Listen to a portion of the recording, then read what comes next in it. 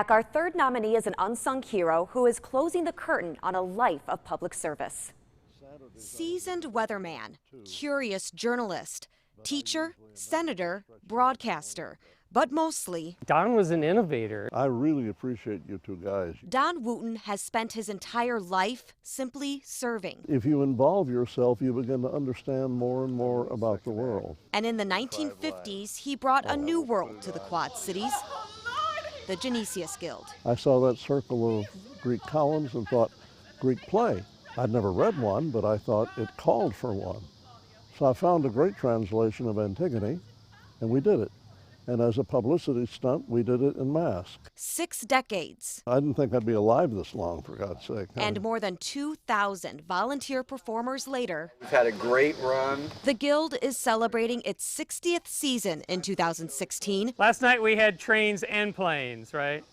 The Pokemoners are at least pretty quiet, so. Offering free shows in Rock Island's Lincoln Park to anyone and everyone. And he did it because it was going to be fun, right? You do theater because it's fun. But to do it in a park and do it and make it so there's no admission, that it's free, that becomes about other people really fast. It becomes about service to community.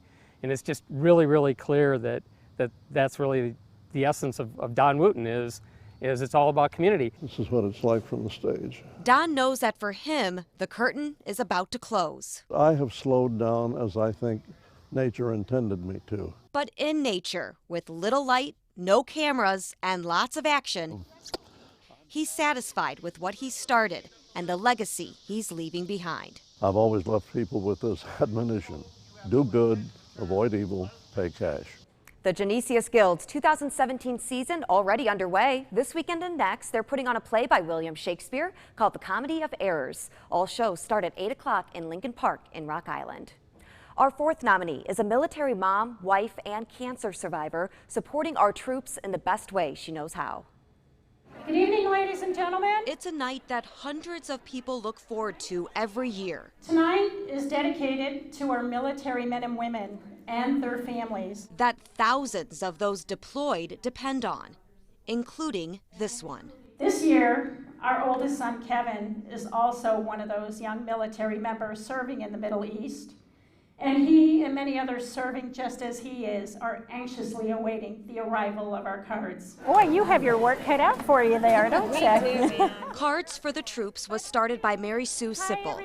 The annual event creates hand-stamped cards of all kinds. Love to see your cards. We do birthday, we do anniversary, we do get well, we do all occasion, you name it, we do it. And each one is sent unsigned so that our military members can send them to their loved ones while they're away. Email and Skype, they're great, but you cannot replace the tangibility of a beautifully made handwritten card. Again, you can pick it up when you want to. You can read it over and over again, and I've said it many times, but it's so true. You can feel the love that is in that card, and that is really therapeutic when you are separated on deployment. For her, it's not about quantity, but quality. No card goes out that is not a good card. I mean, you can't use a glue stick and construction paper and write happy birthday on it and send it. It's got to look good. If it doesn't look good, it's not going to go. I just tell everybody to come here. It's all about the troops. It's not about quantity, it's just about the troops. And we want to honor them and we want to honor their families. In all, 57,799 cards have now been mailed. Next year is the 10th annual Cards for the Troops. It's being held on September 19th. And after only 1 month of taking reservations, they're already filled to capacity with 340 people participating. Well, we're halfway